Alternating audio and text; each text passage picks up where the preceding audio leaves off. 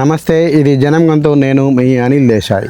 జనం గొంతును చూసే ముందు ప్రతి ఒక్కరు కూడా సబ్స్క్రైబ్ చేయండి, లైక్ చేయండి, షేర్ చేయండి. అదేవిధంగా బెల్ ఐకాన్ని నొక్కడం ద్వారా మేము పెట్టే ప్రతి వీడియో మీకు వస్తుంది.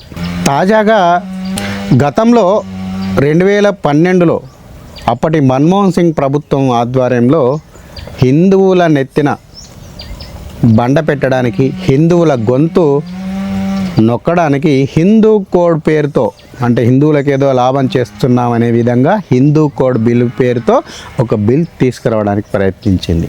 కానీ ప్రతిపక్షం బలంగా ఉండడంతో ఆ హిందూ కోడ్ బిల్లు రాజ్యాంగ పరంగా నోచుకోలేదు, బిల్ పాస్ అవ్వలేదు. దాంతో అటకెక్కింది.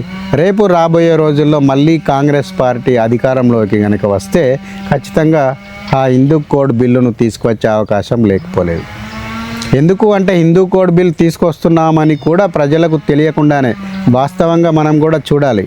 ఇప్పుడు ఏదైతే వక్ఫ్ బోర్డ్ అమెండ్మెంట్ యాక్ట్ మెల్లగా పూర్తిగా ఖర్చీఫేస్తే భూమి మాది అనే విధంగా వక్ఫ్ బోర్డుకు ఎలాంటి రక్షణ చట్టాలైతే తీసుకువచ్చారో, అదేవిధంగా ప్లేసెస్ ఆఫ్ వర్షిప్ యాక్ట్ ఏదైతే ప్రజలకు తెలియకుండా ఇవన్నీ కూడా ఒక రాజ్యాంగపరమైన హోదాలో ఉండి ప్రజలకు తెలియాల్సిన అంశాలను దాచిపెట్టి సీక్రెట్గా కొన్ని చట్టాలను తయారు చేసి అవసరమైనప్పుడు ఆ చట్టం పేరు మీద ప్రజల గొంతును నొక్కేయడానికి, కోసేయడానికి ఉపయోగించిన చట్టాలను, ఇలాంటి ఎన్నో చట్టాలను కాంగ్రెస్ పార్టీ అధికారంలో ఉన్నన్ని రోజుల్లో చేసింది. అయితే ఇప్పుడు తాజాగా కర్ణాటక ప్రభుత్వం మరో చట్టానికి రూపకల్పన చేస్తోంది. దాని పేరే హేట్ స్పీచ్.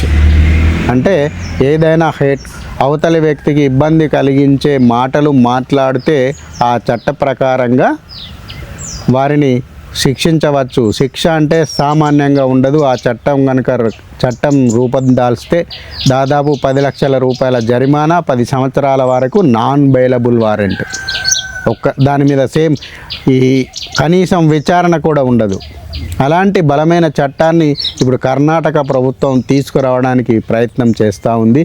అంటే మీరు అనుకోవచ్చు, హేట్ స్పీచ్, అరే మన హైదరాబాద్లో పాత బస్తీలో సలావుద్దీన్ ఓవైసీ బ్రదర్సు హిందువులను 15 నిమిషాల్లో అంతమొందిస్తాము, హిందువులు పోలీసులు ఒక 15 నిమిషాల పక్కకు జరిగితే హిందువులు లేకుండా చేస్తామని చెప్పి ఎన్నో మాట్లాడారు.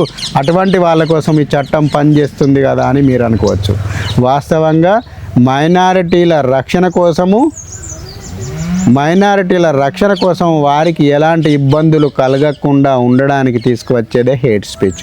మనం అనుకుంటాం హేట్ ఎవరైనా మాట్లాడితే అదే, కానీ కాదు. అది హిందువులు మాట్లాడితే మాత్రమే ఈ చట్టం వర్తిస్తుంది. అది ఎలాంటి చట్టము ఏంది అనేది ఇప్పుడు ప్రభుత్వం తీసుకురాబోతుంది. మరి కర్ణాటక రేపు రాబోయే ఎలక్షన్ల లోపు ఈ చట్టాన్ని తీసుకువస్తుందా, లేకపోతే మరి అక్కడ కూడా ప్రతిపక్షం ఏమీ బలహీనంగా లేదు, ప్రతిపక్షం దాటికి ఆ చట్టాన్ని మరి వెనక్కి తీసుకుంటుందా అనేది మనము రాబోయే రోజుల్లో చూడాల్సిన అంశం.